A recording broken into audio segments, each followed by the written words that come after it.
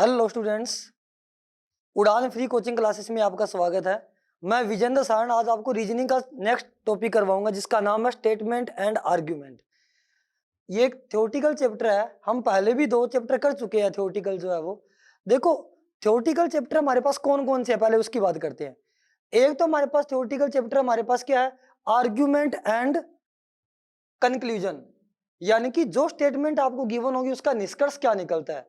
यानी कि आपके पास स्टेटमेंट गिवन होगी, कथन गिवन होगा, कथन और निष्कर्ष एक टॉपिक था हमारा। कथन और निष्कर्ष में हमारे पास क्या होगा, एक कथन गिवन होगा, उस कथन से क्या निष्कर्ष निकलता है वो निकालना है। वो जो टॉपिक है वो वेन डायग्राम की हेल्प से इजीली सोल्व हो जाता है। जो भी कथन गिवन है उस कथन को आप वेन डायग्राम के अकॉर्डिंग, 2 या 2 से ज्यादा कथन गिवन होंगे, आप उसको वेन डायग्राम से बना के फिर आपके पास जो नीचे निष्कर्ष दिए हुए उनमें से कौन सा निष्कर्ष उस पर अप्लाई हो रहा है वो चेक करना आपने।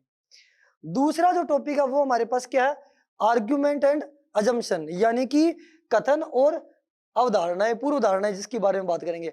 उसमें क्या होता है, उसमें जो कथन है उसको आपने 100% लेके चलना है। यानी कि जो कथन है वो सही मान के और उसके अकॉर्डिंग हम फैसले लेंगे। जो भी आपको नीचे गिवन है कि कौन सा उसका अवधारणा है, जो कौन सी पूर्व धारणा है उस पर अप्लाई हो रही है, बस उस आर्ग्यूमेंट जो आपको स्टेटमेंट गिवन होगी, जो कथन गिवन होगा उसका विरोधाभास नहीं करना, उसके अकॉर्डिंग चलना आपने। कोई भी आदेश गिवन होगा या कोई भी आपके पास नोटिस गिवन होगा या किसी न्यायिक फैसला हो सकता है कोई भी, उसके अकॉर्डिंग आपने क्या उसका आंसर देना है। तीसरा जो टॉपिक है वो हमने जो किया था वो हमारे पास क्या था, पहले इस टॉपिक की बात कर लेते हैं। एक टॉपिक आपके पास ये भी है कि कथन और कार्यवाही, आर्ग्यूमेंट एंड आपके पास क्या होगा, कोर्सेस ऑफ एक्शन, यानी कि आपने क्या एक्शन लिया है। उसमें क्या है, आपके पास कोई भी कथन यानी कि एक समस्या है, वो एक तरह से उस समस्या पे हम क्या कार्रवाई कर सकते हैं, वो कार्रवाई जो है वो फेवरेबल होनी चाहिए। वो आप उस वीडियो के अंदर चेक कर सकते हो उसको कि वो टॉपिक है क्या। मैं आपको चारों टॉपिक में थोड़ा थोड़ा डिफरेंस बता रहा हूँ। आज हम ये टॉपिक करेंगे। इस टॉपिक में हमारे पास क्या है, ये टॉपिक हमारे पास है स्टेटमेंट एंड आर्ग्यूमेंट्स, यानी कि कथन दिया होगा आपको और साथ में क्या दिया होगा, उस कथन का जो है वो आर्ग्यूमेंट गिवन होगा, तर्क दिया होगा। कथन देख के आपको क्या करना, उसमें अपने तर्क देने हैं कि उस कथन के अकॉर्डिंग आप अपने क्या क्या तर्क दे सकते हो। वो तर्क जो है वो आपके फेवरेबल होने चाहिए। अब देखो, क्वेश्चन से ही बात समझेंगे, इजीली समझ में आएगा। एक आपको ये बात ध्यान रखनी है, आपके पास ऑप्शन कैसे कैसे हो सकते हैं। जैसे पूर्व धारणा वाला टॉपिक हो गया, ये आपके पास आर्ग्यूमेंट वाला टॉपिक हो गया, एक निष्कर्ष वाला किया था हमने, कंक्लूजन वाला वो टॉपिक हो गया, या फिर कार्रवाई वाला वो हो गया। इन सभी में जो ऑप्शंस होते हैं ना वो लगभग सिमिलर गिवन होंगे आपके पास। किस टाइप के ऑप्शन गिवन होंगे उसकी बात करते हैं। जैसे आपको ऐसे बोला होगा, पहले पहले जो कथन आपको गिवन होंगे आपके पास ये हो सकता है कि ओनली फर्स्ट, यानी कि जो पहला कथन जो होगा ना वो इस पे इम्प्लिसिट होता है या अप्लाई होता है। ओनली फर्स्ट इज ट्रू बोल दो या बोल दो कि इम्प्लिसिट होता है इस पे, यानी कि जो है वो हमारा तर्क जो है वो पहला सही है, फर्स्ट ट्रू है। या दूसरा आपके पास ऑप्शन क्या हो सकता है, ऑप्शन हो सकता है ओनली सेकंड इज ट्रू, यानी कि जो सेकंड है वो ट्रू होगा। हिंदी में अगर मैं लिखूंगा इसको, हम लिखेंगे केवल सेकंड जो है वो सत्य है, यानी कि वो तर्क हमारा इम्प्लिसिट होता सत्य है। इसमें क्या लिखेंगे, केवल प्रथम जो है वो सत्य है, पहला ओनली सत्य हो रहा है। तीसरा ऑप्शन आपके पास क्या बोल सकता है, फर्स्ट एंड सेकंड दोनों ही सत्य हो, both first and second are true,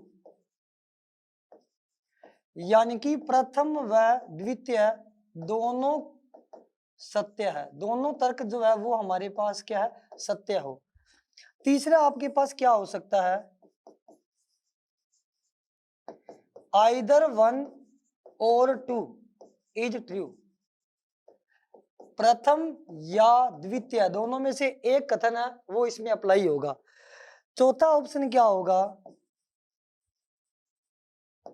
neither first NOR second, न तो प्रथम व न ही द्वितीय दोनों ही अप्लाई नहीं होंगे। पांचवा ऑप्शन क्या हमारे पास, दोनों वाले आगे, आइदर और वाले भी आगे, नोट वाले भी आगे, ओनली फर्स्ट आ गया, ओनली सेकंड आ गया, लगभग सारे ही आ गए आपके पास। पहले और दोनों सही हो वो भी आ गया, पहले और दोनों गलत हो वो भी आ गया, फर्स्ट और सेकंड में से कोई एक सही हो वो भी आ गया, या फर्स्ट सही हो ओनली या सेकंड सही हो वो भी आ गया। इसी के अकॉर्डिंग आपके पास क्या है, स्टेटमेंट गिवन होंगे। अब देखो आपके पास यहाँ क्वेश्चन क्या बनेगा उसके अकॉर्डिंग बात करते हैं। क्वेश्चन से इजीली समझ में आएगा ये टॉपिक। जैसे आपको ये बोला हुआ है, यहां आपके पास क्वेश्चन क्या बोला हुआ है, स्टेटमेंट क्या गिवन है, should new big industries be started in Mumbai. ये ऐसे बोल रहा है क्या नए उद्योगों को मुंबई में शुरू करना चाहिए। यानी कि कोई भी मीटिंग होगी प्रशासनिक जो अधिकारी की जो मीटिंग होती है उसमें आपके पास क्या है कि आपके सामने कुछ कथन रखे गए हैं, आपको उस कथन में अपने तर्क बताने हैं कि ऐसा होना चाहिए या नहीं होना चाहिए।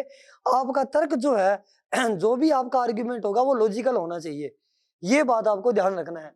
क्वेश्चन दिया क्या हुआ है वो देखो इधर, क्या नए उद्योगों को मुंबई में शुरू करना चाहिए। दो व्यक्तियों के तर्क दिए हुए हैं, कौन सा सही है कौन सा गलत है ये आपको पहचानना है। क्या बोल दिया, एक तो क्या बोल रहा है, yes it will create job opportunities, हाँ इससे वहां कार्य के अवसर उत्पन्न होंगे। तो पहला सही लग रहा है कि अगर कोई भी हमारे पास नई इंडस्ट्री स्टार्ट होती है शहर के अंदर, तो हमें पता ही है कि हमारे पास जॉब के लिए वैकेंसीज है वो अप्लाई होती है, ज्यादा बढ़ेगी, मतलब हमारे पास रोजगार के अवसर है वो बढ़ते हैं। दूसरा क्या बोल दिया आपको, no it will further and to the pollution of the city. Question में बोल दिया नहीं इससे शहर में और अधिक प्रदूषण होगा, ये बात भी सही मान सकते हैं हम। अब देखो बात ये है कि अगर मैं ये कह दूं कि अकेला ये सही है तो भी वो बात गलत हो जाएगी, क्यों, नीचे वाला भी तो सही है कि अगर हम सिटी के अंदर इंडस्ट्री लगाएंगे फैक्ट्री लगाएंगे तो पोल्यूशन तो बढ़ेगा ही। अगर मैं ये कह दूं नीचे वाला कथन सही है तो सिंपल सी बात है रोजगार के अवसर है वो कम हो जाएंगे अगर फैक्ट्री नहीं लगाएंगे तो। लेकिन अपनी अपनी जगह दोनों ही सही है। अगर ये वाला देखो, अगर ये कथन सही है तो ये वाला अप्लाई नहीं होगा, अगर रोजगार बढ़ाने हैं तो पोल्यूशन भी थोड़ा होगा, और अगर आपने पोल्यूशन को रोकना है तो रोजगार का बलिदान देना पड़ेगा। यानी कि कहने का मतलब दोनों में से कोई चीज एक अप्लाई होगी, अगर ये कथन सही हो जाता है तो ये सही नहीं होगा ठीक है ना, और ये सही हो जाता है तो ये सही नहीं होगा, यानी कि दोनों को हम सही नहीं मान सकते। अगर हम ये वाला काम करते हैं तो इसके फेवर में नहीं जा सकते, यानी कि हम रोजगार भी बढ़ाना चाहते हैं, इंडस्ट्री भी लगा रहे हैं कि रोजगार बढ़े, और दूसरा हम ये देख रहे हैं कि पोल्यूशन भी ना हो। तो कुछ पोल्यूशन होगा, कुछ हद तक हम कम जरूर कर सकते हैं पोल्यूशन को, लेकिन खत्म नहीं कर सकते। या फिर अगर हम ये चाहते हैं कि इंडस्ट्री ना लगाए ताकि पोल्यूशन ना हो तो रोजगार के अवसर बंद हो जाएंगे। कहने का मतलब इन दोनों में से कोई एक कथन सही है, तो ऑप्शन में हम क्या लिखेंगे, आइदर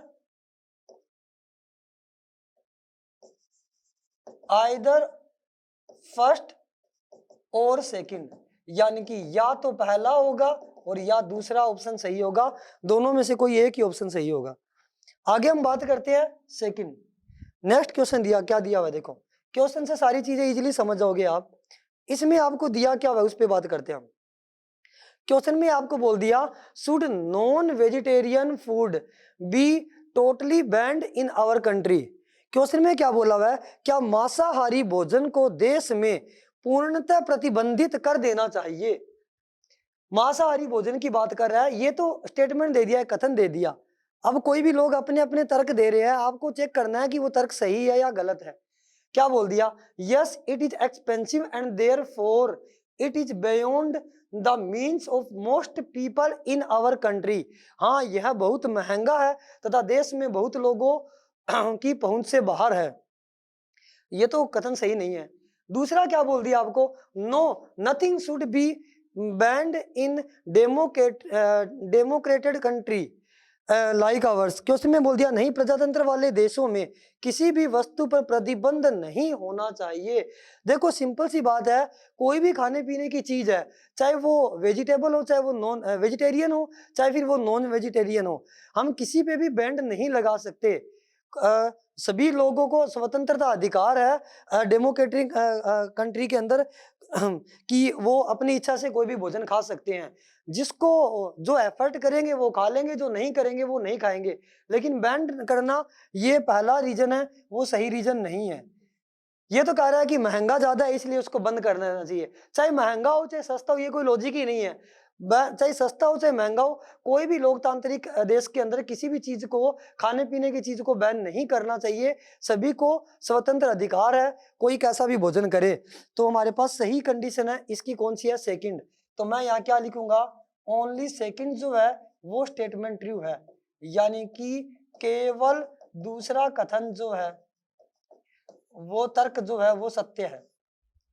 कथन के अकॉर्डिंग दूसरा तर्क है ना वो सत्य है, यानी कि कथन के अकॉर्डिंग जो दूसरा तर्क है ना वो तर्क हमारा सही तर्क है। ठीक है, आगे हम बात करेंगे नेक्स्ट क्वेश्चन की। अब सारी वीडियो देखो ना थ्योरेटिकल की, तो आपको डिफरेंस पता लगेगा। यानी कि इसमें हमें जो स्टेटमेंट क्वेश्चन पढ़ के आपको अपने तर्क देने हैं कि ये वाला तर्क सही है या नहीं है। वो तर्क जो है वो हमारे संविधान के अकॉर्डिंग होना चाहिए, कि ना तो उसमें कानून की अवहेलना होनी चाहिए और ना ही कोई ऐसा तर्क होना चाहिए जो मतलब गलत तर्क हो, बिना लॉजिक वाली बात हो, जैसे जिससे किसी चीज का नुकसान होता हो, या एक तरह से ऐसा कोई तर्क नहीं होना चाहिए। क्वेश्चन में क्या बोल दिया? Should cottage industries be encouraged in rural area? क्या कुटीर उद्योगों को ग्रामीण क्षेत्रों के लिए प्रोत्साहित किया जाना चाहिए, ऐसे पूछ रहा है। अब इसके दो तर्क है, एक तो कह रहा है यस और वो अपना रीजन बता रहा है, रूरल पीपल आर क्रिएटिव। हाँ, ग्रामीण लोग रचनात्मक होते हैं इसलिए ऐसा करना चाहिए। मतलब इसके कहने का मतलब है पहले बंदे का कि गांव के लोग ज्यादा रचनात्मक होते हैं। मतलब इनडायरेक्टली ये क्या बोल रहा है? शहर वाले लोग को बता रहा है कि वो कम रचनात्मक होते हैं। तो ये तो कोई लॉजिक नहीं है। जरूरी थोड़ी है कि गांव के लोग ही रचनात्मक होते हैं, शहर के लोग भी रचनात्मक हो सकते हैं, कोई गांव से ज्यादा भी हो सकते हैं, कुछ गांव के लोग शहर वालों से ज्यादा भी हो सकते हैं। तो ये कोई लॉजिक नहीं है, ये तर्क सही नहीं मानेंगे हम। ठीक है, दूसरा हमें क्या बोल दिया इसने? दूसरा आपको ये बोल दिया, yes this would help to solve the problem of unemployment to some extent. हाँ, यह कुछ हद तक बेरोजगारी दूर करने में मदद करेगा। ये बिल्कुल तर्क सही है कि अगर हम शहर गांवों में कोई भी इंडस्ट्री स्टार्ट करेंगे तो सिंपल सी बात है उससे रोजगार बढ़ेगा। चाहे वो गांव में स्टार्ट करे चाहे वो शहर में करे, कहीं भी कोई भी इंडस्ट्री स्टार्ट होती है तो उससे रोजगार जो है वो बढ़ेगा, सिंपल सी बात है ये। तो दूसरा तर्क इसका क्या है? सही है। तो मैं यहाँ क्या लिखूंगा? ओनली सेकंड आर्ग्यूमेंट जो है इसका इज ट्रू, यानी कि केवल दूसरा तर्क सत्य है कथन के अनुसार। ठीक है, आगे हम बात करेंगे नेक्स्ट क्वेश्चन की। आगे नेक्स्ट आपको क्या बोल दिया वो देखो इधर। यहां आपको क्वेश्चन में बोला क्या हुआ है? Should judiciary be independent of the executive? क्या न्यायपालिका को कार्यपालिका से स्वतंत्र होना चाहिए? आगे क्वेश्चन में क्या बोल दिया? Yes this would help curve the unlawful activities of the executive. हाँ, यह कार्यपालिका द्वारा किए जाने वाले गैर कानूनी कार्य में अंकुश लगाने में मदद करेगा। दूसरा क्या बोल दिया? No the executive would not be able to take bold measures. नहीं, इससे कार्यपालिका कठोर निर्णय लेने में सक्षम नहीं रहेगी। देखो सिंपल सी बात है, ये बात किसकी कर रहा है? बात किसकी कर रहा है? जजमेंट की बात कर रहा है एक तरह से।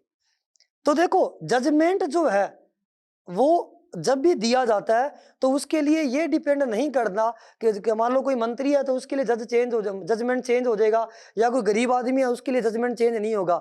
मैं ऐसे कहना चाहता हूं कि कोई बड़ी संस्था और छोटी संस्था पे जजमेंट दोनों के लिए सेम रहता है, तो उसके लिए आपको आंसर भी ऐसा ही देना है जो कि जजमेंट के फेवर में हो। तर्क ऐसा होना चाहिए। एक बंदा तो तर्क दे रहा है कि हाँ ये सही है, इससे कार्यपालिका जो गैर कानूनी कार्य कर रही है उस पर अंकुश लगाएंगे। यहाँ क्वेश्चन में आपको ऐसे बोला हुआ है कि जो हमारे पास न्यायपालिका है उसको कार्यपालिका से स्वतंत्र होना चाहिए। कहने का मतलब जो न्यायपालिका है उस पे कार्यपालिका का कोई भी प्रेशर नहीं होना चाहिए, उसे स्वतंत्र होनी चाहिए। ये सही बात है। इससे फायदा ये होगा कि कार्यपालिका कल को कोई भी गलत काम करेगी तो उससे न्यायपालिका इस पे प्रेशर डाल सकती है, इस पे सजा दे सकती है या कोई अंकुश लगा सकती है। तो ये वाला कथन तो बिल्कुल सही है कि जजमेंट अलग होना चाहिए ताकि जो भी कार्यपालिका है उस पे कोई भी इंक्वायरी की जा सके। सिंपल सी बात ये है। दूसरा क्या बोल दिया? नहीं, इससे कार्यपालिका कठोर निर्णय लेने में सक्षम नहीं रहेगी। ये कथन गलत है। ये कह रहा है कि जजमेंट के ऊपर अगर कार्यपालिका का प्रेशर नहीं होगा तो कार्यपालिका कठोर निर्णय लेने में सक्षम नहीं होगी। ये बात गलत है। कार्यपालिका अपने निर्णय ले सकती है, वो अलग चीज है। हाँ, अगर वो गलत निर्णय लेगी तो ये न्यायपालिका उसको रोकेगी दूसरे तर्क के अकॉर्डिंग। तो अगर कार्यपालिका कोई भी अपना निर्णय लेना चाहे तो वो ले सकती है, अगर उसको न्यायपालिका से अलग कर दे तो भी वो अपने निर्णय ले सकती है, लेकिन वो गलत निर्णय लेगी तो वो अंकुश लगाएगी इस पे। ये वाला कथन सही है। यानी कि इसमें कौन सा कथन सही है? ओनली फर्स्ट यानी कि पहला तर्क जो है वो इसको सूटेबल है। आगे हम बात करेंगे नेक्स्ट क्वेश्चन की। यहाँ इस क्वेश्चन में क्या बोला हुआ है, क्वेश्चन में फोकस करो, देखो क्या बोल दिया। Should higher education be completely stopped for the some time? क्या उच्च शिक्षा को कुछ समय के लिए पूर्णतः बंद कर देना चाहिए? ये एक कथन दिया हुआ है। अब अपने अपने तर्क देने हैं। एक कैंडिडेट तर्क क्या देता है? No, it will hamper the country's future progress. नहीं, या देश के भविष्य की प्रगति में बाधा उत्पन्न करेगी। दूसरा क्या बोल दिया? Yes, it will reduce the educated unemployment. हाँ, यह शिक्षित बेरोजगारों को कम करने में मदद कर रहा है। देखो सिंपल सी बात यह है कि दूसरा कथन तो बिल्कुल ही गलत है। दूसरे कथन में ऐसे बोल रहा है कि अगर हम उच्च शिक्षा, देखो सिंपल सी बात है, उच्च शिक्षा को बंद नहीं करना चाहिए। अगर हम उच्च शिक्षा को बंद कर देंगे तो दूसरा तर्क ऐसे बोल रहा है कि हम उच्च शिक्षा को बंद कर देंगे तो जो लोग कम शिक्षित है उसको रोजगार ज्यादा मिलेगा। ऐसी कोई बात नहीं है। शिक्षा ज्यादा शिक्षित होने से रोजगार कम नहीं होता। शिक्षा का लेवल बढ़ने से रोजगार के अवसर जो है वो बढ़ेंगे, घटेंगे नहीं। तो ये कथन गलत है। ये बोल रहा है कि शिक्षित बेरोजगारी को कम करने में मदद करेगी। अगर हम हायर एजुकेशन को कम कर देंगे उससे बेरोजगारी कहां से कम होगी? तो ये लॉजिक सही नहीं है। ये वाला लॉजिक सही है कि अगर हम हायर एजुकेशन को कम कर देंगे, बंद कर देंगे, उच्च शिक्षा को बंद कर देंगे तो देश की प्रोग्रेस वो जरूर खत्म हो जाएगी, उसमें बाधा जरूर आएगी। इसलिए हायर एजुकेशन को बंद नहीं करना चाहिए क्योंकि यह देश के भविष्य में प्रगति में बाधा उत्पन्न करेगी। तो इसका सही आंसर यही है कि हायर एजुकेशन को बंद नहीं करना चाहिए। वो तर्क में पूछ रहा है कि क्या कुछ टाइम के लिए उच्च शिक्षा को बंद कर देना चाहिए? तो एक बंदे ने ऐसे बोला कि उच्च शिक्षा को बंद नहीं करना चाहिए क्योंकि ऐसा करने से देश भविष्य की प्रगति में बाधा उत्पन्न होगी। अगर उच्च शिक्षा बंद हो जाएगी तो हायर एजुकेशन की वैल्यू घटेगी, देश में घटेगी तो लोग कम एजुकेटेड होंगे, कम एजुकेटेड होंगे तो देश में नए इन्वेंशन नहीं होंगे जिससे देश का प्रोग्रेस जो है वो रुकेगी।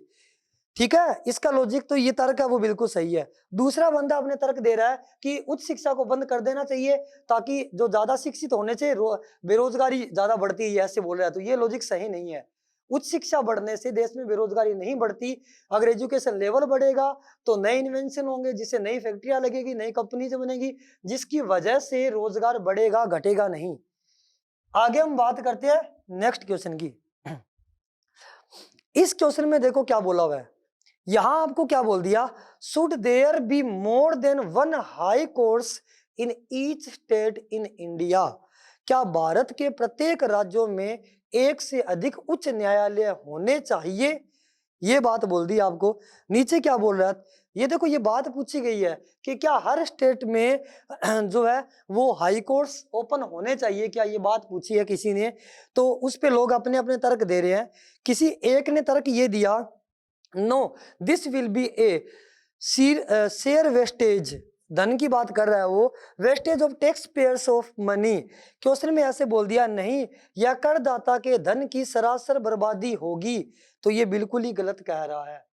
अगर हम हाई कोर्ट्स को अगर ज्यादा खोलेंगे तो ये कह रहा करदाता के पैसों का बर्बाद होगा। बर्बाद क्यों होगा? देखो, जिस हिसाब से हमारे देश के अंदर केस बढ़ते जा रहे हैं, फैसले जितने लेट आ रहे हैं, उस हिसाब से हाई कोर्ट्स के ज्यादा खोलने से देश के अंदर जो कानून व्यवस्था है वो सुचारू रूप से संचालित होगी, जिससे करदाता का पैसा वेस्ट नहीं होगा, निर्णय लेने में मतलब टाइम कम लगेगा, जिससे देश में विकास में सहायता मिलेगी, ना कि नुकसान होगा।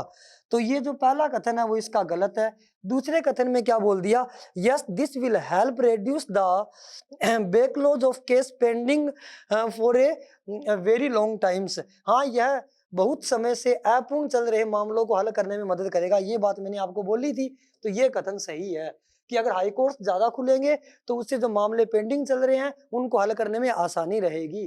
तो इसका सही तर्क जो है वो दूसरे बंदे ने दिया है। आगे हमारे पास इसकी बात करते हैं।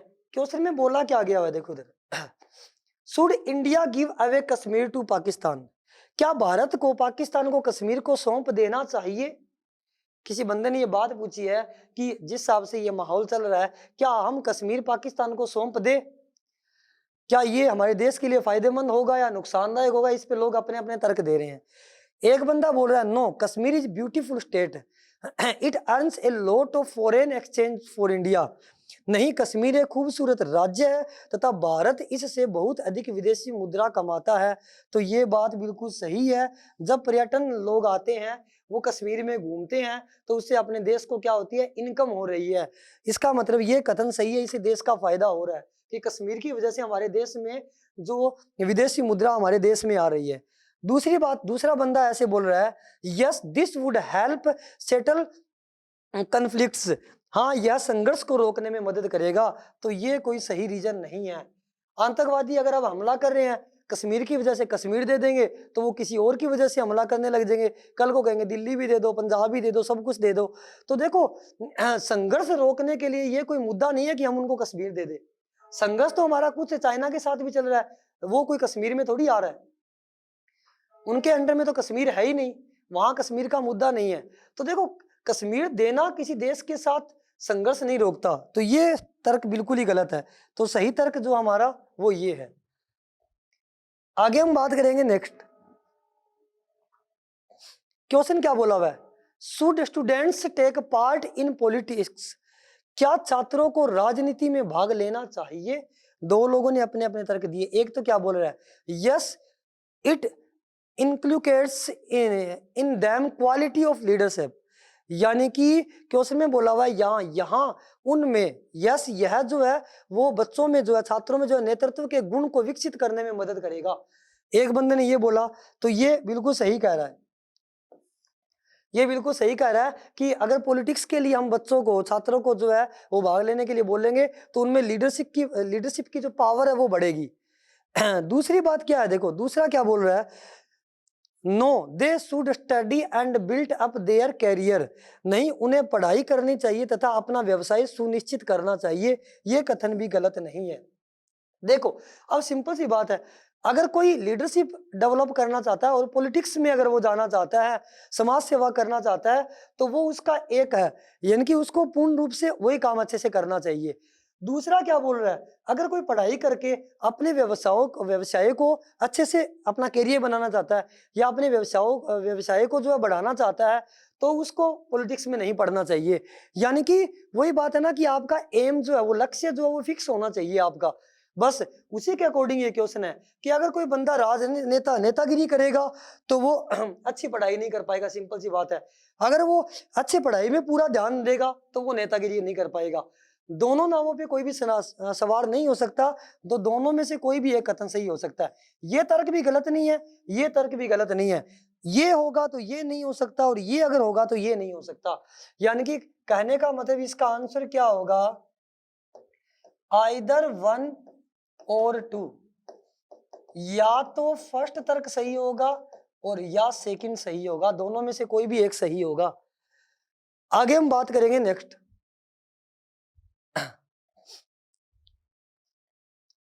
देखो, आपको जो लॉजिक देना है ना, वो फेवरेबल लॉजिक होना चाहिए, ठीक है ना। अब कई लोग तो अपने तर्क दे देते हैं जो अनफेवरेबल, जो मजाक में दिए जाते हैं कि नहीं मैं तो नेतागिरी भी कर लूंगा, मैं पढ़ाई भी कर लूंगा।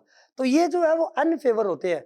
यानी कि ऐसा लोग जो नेतागिरी करके भी अपना व्यवसाय बढ़ा ले या अपना कैरियर बना ले, वो लोग जो है वो 0.001% केस में भी पॉसिबिलिटी हो जाता है, जिसको हम एक्सेप्शन बोल सकते हैं, अपवाद बोल सकते हैं, ठीक है ना। लेकिन हमें जो तर्क देने हैं ना, वो रिस्क वाले तर्क नहीं देने।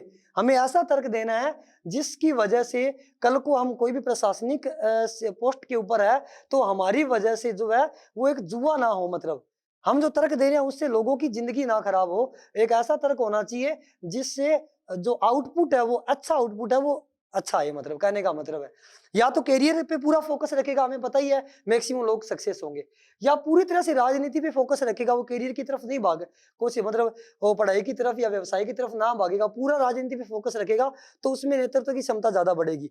दोनों नावों पे सवार रहेगा तो ऐसा बहुत कम केस होंगे कि वो कोई लोग कामयाब हो पाए। वो ना उधर जा पाएंगे ना उधर, मैक्सिमम लोग खराब हो जाएंगे। तो आपको ऐसा डिसीजन नहीं देना जिससे नेगेटिव रिपोर्ट ज्यादा आए। नेक्स्ट स्टेटमेंट क्या बोल दिया आपको, should luxury hotels be banned in India, क्या भारत में विलासितापूर्ण यानी कि लग्जरी होटल को प्रतिबंध लगा देना चाहिए। अब लोग अपने अपने तर्क दे नहीं रहे, ये कह रहा है जो 5 स्टार होटल 7 स्टार होटल उनको बंद कर देना चाहिए, प्रतिबंध लगा देना चाहिए। तो उससे लोग अपने अपने तर्क दे रहे हैं। देखो, yes they are placed from where international criminal operate, हाँ क्योंकि इन जगह से अंतरराष्ट्रीय अपराध होते हैं। बिल्कुल ही गलत स्टेटमेंट है। लग्जरी होटल होने से कोई जो हमारे पास क्राइम है वो बढ़ थोड़ी जाएगा, वो तो बिना लग्जरी होटल के भी क्राइम हो सकता है। ये कह रहा लग्जरी होटल है तो अंतरराष्ट्रीय क्राइम ज्यादा हो रहा है, ये लॉजिक सही नहीं है। दूसरी हम बात करते हैं, no affluent foreign tourist will have no place to stay, नहीं इससे धनी विदेशी जो है वो पर्यटन के ठहरने के लिए कोई स्थान नहीं रहेगा। ये कथन सही है कि अगर लग्जरी होटल बंद कर देंगे तो विदेशी जो टूरिस्ट आते हैं, जो पावर वाले पैसों वाले लोग आते हैं, उनके लिए अच्छा अरेंजमेंट नहीं होगा तो वो यहाँ नहीं रुकेंगे, तो जिससे विदेशी मुद्रा आने में कुछ हमें परेशानी होगी, कुछ हद तक मुद्रा जो है वो घटेगी, कहने का मतलब ये है। तो उनको परेशानी होगी यहाँ रुकने में, तो ये तर्क बिल्कुल सही है कि ऐसा नहीं करना चाहिए। आगे देखो, नेक्स्ट बात करते हैं। बस आपको देखो ध्यान ये रखना है पहला स्टेटमेंट सही है या केवल दूसरा सही है, या पहला दूसरा दोनों सही है, या दोनों में से एक सही है, या दोनों ही गलत है। बस इस बात पे फोकस रखना है, यही आपसे ऑप्शन पूछे जाएंगे। नेक्स्ट स्टेटमेंट क्या बोली हुई है, should India encourage exports when most things are insufficient for internal use itself, क्या भारत को वस्तुओं के निर्यात के लिए प्रोत्साहित किया जाना चाहिए जबकि वस्तुएं भारत के प्रयोग के लिए पर्याप्त नहीं है। देखो क्वेश्चन में बोला क्या गया, पहले क्वेश्चन समझते हैं, स्टेटमेंट समझते हैं। ये कह रहा है कि निर्यात के लिए करने के लिए बोल रहा है और वस्तुएं भी कम है, लेकिन ये फोर्स नहीं कर रहा, ये ऐसे नहीं बोल रहा कि हमारे पास वस्तुएं यूज करने के लिए कम है फिर भी हम उसको निर्यात करना ही होगा। ये प्रोत्साहित कर रहा है। प्रोत्साहित करने का मतलब कि हमें जिस वस्तुएं हमारे यूज के लिए कम है हम उसको बढ़ा के फिर भी विदेशों में निर्यात कर सकते हैं। उसका निर्यात क्यों करते हैं, ताकि देश में विदेशी मुद्रा है, हमारे देश की आर्थिक स्थिति मजबूत हो, इसलिए निर्यात करते हैं। तो निर्यात करना कभी भी गलत डिसीजन नहीं होता, पहली बात तो ये। हाँ, यह हमारे आयात के खर्चों को अदा करने के लिए विदेशी मुद्रा कमाने में मदद करेगा, बिल्कुल सही बात है। Yes we have to earn foreign exchange to pay the over imports, यानी कि जो हम इंपोर्ट करते हैं, जो हम आयात करें, दूसरे देशों से खरीद रहे हैं, उनको जब पैसा देंगे हमारे देश में भी पैसा आएगा तो उनको देने में आसानी रहेगी। ये बिल्कुल बात सही है। दूसरा क्या बोल दिया, no even selective encouragement would lead the shortage, नहीं निर्यात के प्रोत्साहन में वस्तुओं की कमी आएगी। ये कोई स्टेटमेंट सही नहीं है। अगर हम निर्यात करने के लिए प्रोत्साहित करेंगे, मान लो जिस चीज का हम आयात ज्यादा करते हैं तो हम वो चीज में अगर हम ज्यादा उसका डेवलपमेंट ज्यादा करेंगे तो हम हमारे पास वो चीज बढ़ जाएगी। हमारे पास यूजफुल के लिए कम है, अगर हमारे यूजफुल के लिए भी बढ़ जाएगी उसके बाद हम निर्यात करें तो क्या दिक्कत है। तो निर्यात करना गलत स्टेटमेंट नहीं होगा। तो कौन सा तर्क सही है, ओनली वन, फर्स्ट तर्क जिसका है वो सही है। नेक्स्ट जो है वो आपके पास क्या गिवन है उसकी बात करते हैं। देखो यहाँ क्वेश्चन में बोला क्या हुआ है, should family planning be made compulsory in India, क्या परिवार नियोजन को भारत में अनिवार्य कर देना चाहिए, ऐसे बोल रहा है ये। अब लोग अपने अपने तर्क देने हैं कि परिवार नियोजन को जो है फैमिली प्लानिंग है वो हमारे पास कंपल्सरी कर देना चाहिए। लोग अपने अपने तर्क दे रहे हैं। देखो हाँ, पहले वाला बोल रहा है हाँ भारत में सीमित सुविधाओं को देखते हुए परिवार नियोजन के अलावा कोई दूसरा रास्ता नहीं है। Yes looking to the miserable conditions in India there is no other go, पहली बात गलत नहीं कर सकते, बिल्कुल सही है। जिस हिसाब से जनसंख्या बढ़ रही है परिवार नियोजन जरूरी है। दूसरी बात क्या बोल रहा है, no in India there are people of various religious and family planning in against the tenet of some of the religious, नहीं भारत में भिन्न भिन्न धर्मों के लोग रहते हैं तथा कुछ धर्मों के किराएदार परिवार नियोजन के विरुद्ध है। ये बात भी गलत नहीं है, यानी कि जो परिवार नियोजन कानून है उसका विरोध कुछ लोग कर भी रहे हैं, वो अपने अपने लॉजिक दे रहे हैं, लेकिन देश में बढ़ती जनसंख्या के हिसाब से करना भी जरूरी है, ये भी लॉजिक सही है। तो दोनों तर्क जो है वो अपनी अपनी जगह सही है, दोनों को भी नहीं हम ठुकरा सकते मतलब। ठीक है, अब आगे हम बात करेंगे दूसरी, नेक्स्ट पार्ट क्या है, देखिए इधर आगे की जो आपकी प्रॉब्लम है वो क्या है, देखो, should agriculture in rural India में मैकेनाइज्ड, क्या ग्रामीण भारत में कृषि का मशीनीकरण होना चाहिए? तो क्वेश्चन में बोल क्या रहा है, मतलब मशीनरी सिस्टम होना चाहिए क्या क्या गांवों में? क्वेश्चन में बोल दिया yes it would lead the higher productions, हाँ क्योंकि इससे अधिक उत्पादन होगा, बिल्कुल सही बात बोल रहा है। अगर हमारे पास मशीनीकरण जो बढ़ेगा, ठीक है, मैकेनिज जो बढ़ेगा, उससे क्या होगा, हमारे पास प्रोडक्शन ज्यादा होगी, ये बात बिल्कुल सही है। दूसरी बात क्या बोल दी, no many villagers would be left unemployed, नहीं इससे बहुत से ग्रामवासी बेरोजगार हो जाएंगे, बिल्कुल गलत बात है।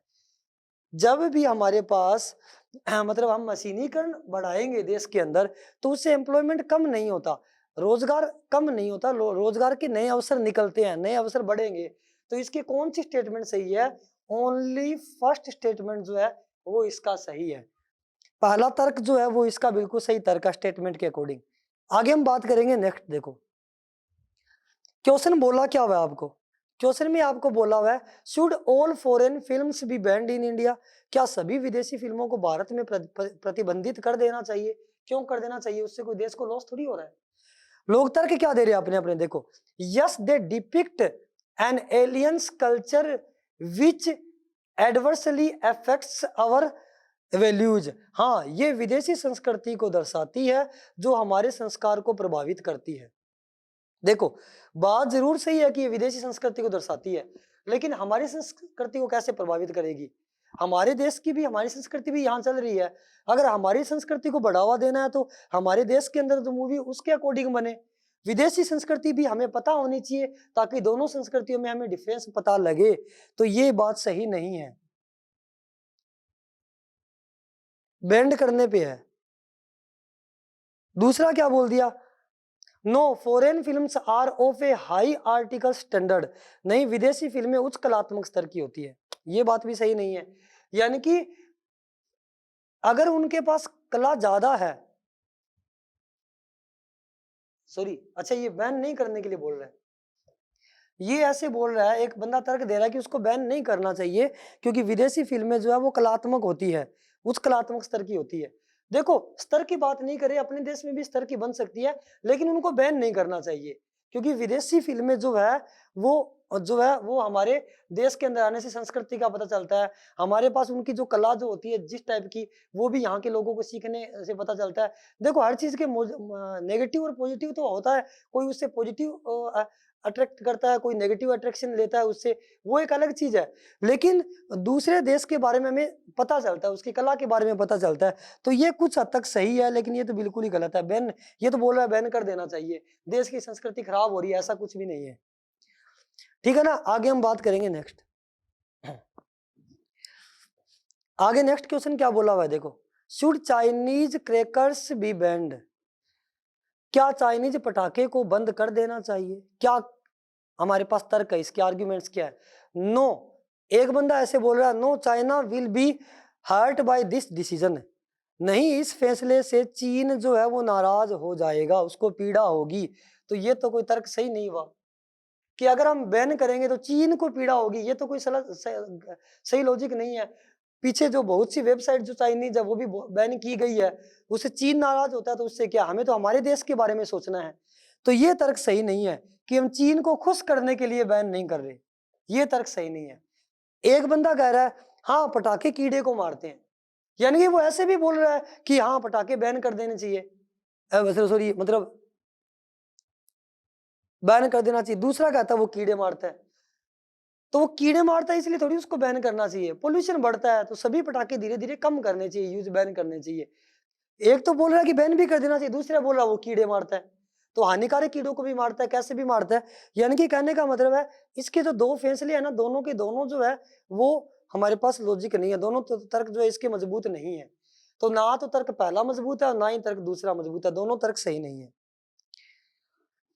आगे नेक्स्ट क्वेश्चन में क्या बोल दिया, देखो इधर, should income tax be abolished in India, क्या आयकर को भारत में बंद कर देना चाहिए? क्यों कर देना चाहिए? देश में फिर पैसा कहाँ से आएगा अगर टैक्स नहीं बंद कर देंगे तो? फिर देश का विकास कैसे होगा? सिंपल सी बात है। एक बंदा तो बोल रहा है, तर्क दे रहा है, यस इट इज अननेसेसरी, कि ये बंद कर टैक्स लेना अननेसेसरी है। हाँ, यह वेतन कमाने वालों के लिए अतिरिक्त दबाव है।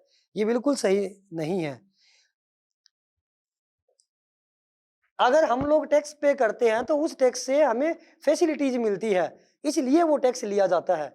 तो अगर हमारे वेतन में से कुछ हिस्सा हम दे रहे हैं गवर्नमेंट को, जिससे गवर्नमेंट हमारे विकास के लिए ही क्या कर रही है, हेल्प कर रही है, हमारी लाइट की सुविधा कर रही है, सड़कों के निर्माण हो रहे हैं, इन सब में क्या मिल रही है, सहायता मिल रही है। तो ये कथन बिल्कुल ही गलत है, अतिरिक्त दबाव वाली बात। दूसरी बात, no burn out the wage and it is source of revenue. नहीं, यह राजस्व प्राप्त करने का एक अच्छा तरीका है। बिल्कुल सही बात बोल रहा है कि टैक्स को बैन नहीं करना चाहिए। टैक्स से जो है वो राजस्व रहा, यानी कि सरकार के खजाने में जो है वो पैसा आता है, और उसके लिए ये बहुत ही अच्छा डिसीजन है। तो बिल्कुल सही बात है, सेकंड वाली बात जो है, सेकंड बंदे ने बिल्कुल सही बोला है। अब देखो आगे दूसरा, should high chimneys will installed in industries, क्या उद्योगों में उच्च चिमनी को लगाना चाहिए? चिमनीज की बात कर रही है, चिमनियों से धुआं भी निकलता है, ठीक है। अब एक बंदा क्या बोल रहा है, yes it reduce pollution eight ground level, यानी कि वो कह रहा है हाइट पे, जो चिमनी है वो हाइट पे लगानी चाहिए क्या? देखो, अगर फैक्ट्री लगाएंगे तो सिंपल सी बात, धुआं निकलेगा ही। अगर हम उस चिमनी को नीचे लगाएंगे तो नीचे का एरिया पोल्यूशन ज्यादा होएगा, जिससे आसपास के लोग, नीचे ग्राउंड स्तर पे जो लोग हैं वो ज्यादा प्रभावित होंगे, ठीक है। इसलिए चिमनी को अगर ऊपर लगाएंगे तो पोल्यूशन ऊपर के होगा, तो नीचे के जो लोग हैं, पशु जीव जंतु है, उनको पोल्यूशन का इफेक्ट कम होगा। तो देखो, एक बंदा तो बोल रहा है कि हाँ, या जमीनी स्तर पर कम करने में मदद बनेगी, यानी कि जमीनी स्तर पर पोल्यूशन कम करने में जो है वो मदद देती है, यानी कि यहाँ पोल्यूशन वर्ड आना चाहिए था, पोल्यूशन, यानी कि प्रदूषण कम करने में सहायता देती है अगर ऊपर लगाएंगे तो। ये बात बिल्कुल सही कह रहा है, ये इस बंदे का तर्क बिल्कुल सही है कि अगर हम हाइट पे लगाएंगे तो नीचे ग्राउंड लेवल पे जो पोल्यूशन है वो कम होगा। दूसरा बंदा क्या बोल रहा है, no it increase pollution in upper atmosphere, नहीं, इससे ऊपर वाले हिस्से में वातावरण में प्रदूषण ज्यादा होगा, तो नीचे लगाने में प्रदूषण कम होएगा, ऊपर लगाने में ज्यादा पोल्यूशन होगा। ये तो कोई लॉजिक ही नहीं हुआ, पोल्यूशन तो उतना ही होना है, लेकिन नीचे इसलिए नहीं लगा रहे ताकि लोगों को, हमारे पास जो है नीचे वाले जो लोगों को दिक्कत ना हो। ऊपर लोग नहीं रह रहे, तो ऊपर अगर पोल्यूशन होगा तो उसको हम और तरीके से रोक सकते हैं, ठीक है, कम लेवल का लगा सकते हैं। क्योंकि अगर हम चिमनी नहीं लगाएंगे, ऊपर वाला पोल्यूशन तभी रोक सकते हैं जब चिमनी ना लगाएं, जिससे हमारे पास प्रोडक्शन वैल्यू घट जाएगी, इंडस्ट्रीज कम हो जाएगी। इसलिए देखो, वो तो मजबूरी है कि चिमनी लगा रहे हैं, चिमनी लगाएंगे तो पोल्यूशन होगा, लेकिन हम इस तरह से लगाए उसको जिससे हमारे पास पब्लिक को लॉस कम हो। तो अगर ऊपर वाले स्तर पे लगाएंगे तो जमीनी, नीचे ग्राउंड पे जो लोग रहते हैं, पशु पक्षी जीव जंतु, उनको नुकसान कम होगा। तो ये कथन गलत है, ये कथन बिल्कुल सही है। जो तर्क जो हमारा सेकंड है वो सही है।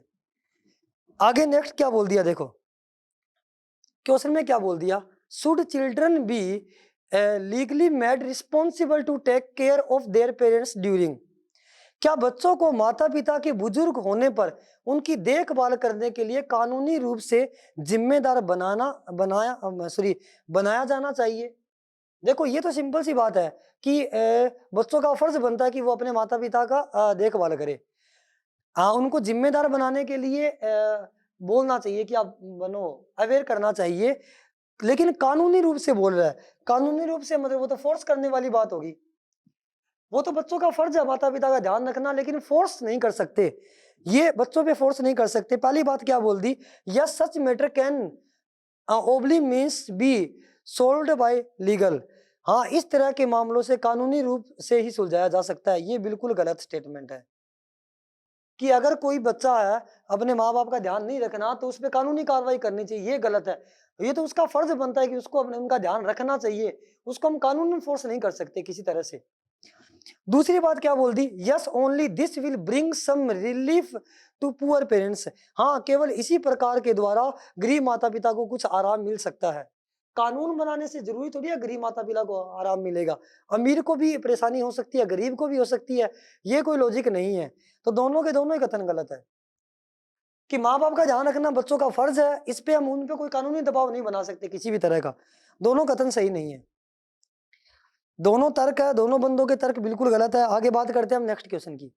Should an organization like UNO be dissolved?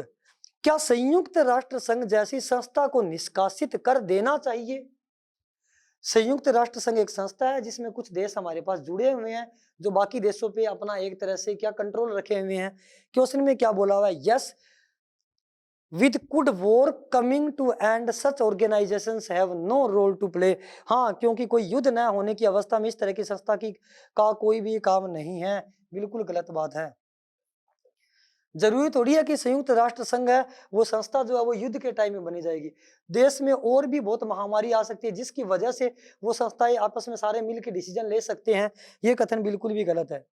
दूसरी बात क्या बोल दी? No, in the absence of such organisation there may be a world war.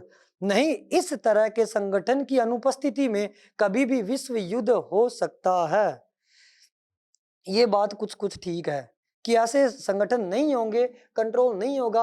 अगर संयुक्त राष्ट्र संघ का प्रेशर नहीं होता तो जिनके पास परमाणु बम है वो कभी भी किसी के ऊपर भी फेंक देंगे, जिससे जो देश का जो मतलब सारे देशों का जो डिसिप्लिन अनुशासन वो खत्म हो जाएगा। तो ये बात सही है कि विश्व युद्ध के चांस बढ़ जाएंगे उससे, अगर ऐसा संगठन नहीं होगा तो। दूसरे बंदे ने तर्क सही दिया, पहले ने बिल्कुल गलत तर्क दिया। आगे देखो नेक्स्ट क्वेश्चन हमारा है क्या, उस पर बात करेंगे। क्वेश्चन क्या है? Should eating pan at public place be made punishable? हाँ, क्वेश्चन में क्या बोला? क्या सार्वजनिक स्थानों पर पान खाना दंडनीय होना चाहिए? ये तो होना ही चाहिए क्योंकि जगह जगह वो पान थूक देते हैं, ये गलत है, जिससे सफाई जो है वो सही नहीं होगी। दूसरा देखो क्वेश्चन में क्या बोल दिया है। एक बंदा बोल रहा है yes people eat paan and spit at make public place dirty.